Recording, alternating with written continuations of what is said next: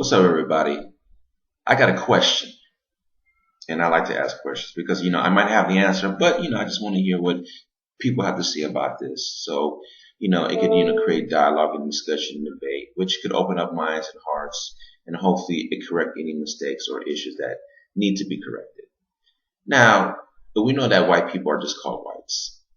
They're never called European Americans. They're just called whites. Okay. Now, blacks are often these days called African Americans.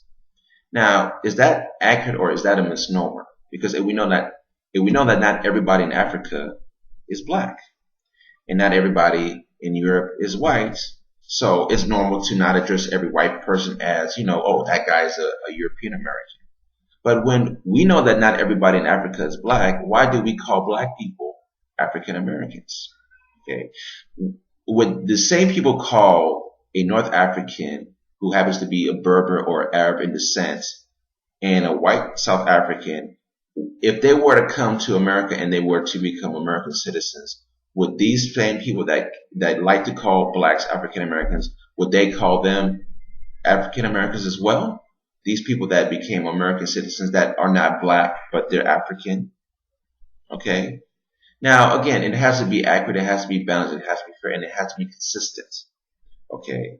If we know that not everybody in Africa is black, but yet we call all blacks African Americans, now why not call all whites European Americans? Because not all Europeans are white, just like not all Africans are black, but yet we never address white people as European Americans. We address Asians as Asian Americans or Latinos or Hispanics as Hispanic Americans,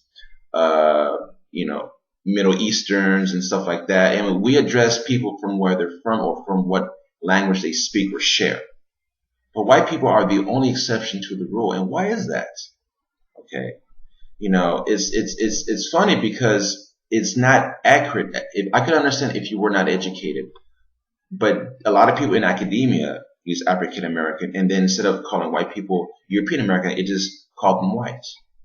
Academics, people with PhDs, scholars, intellectuals, So is that all that education making them think in a critical way where it challenges preconceived notions or currently adopted or accepted ideas and notions and beliefs?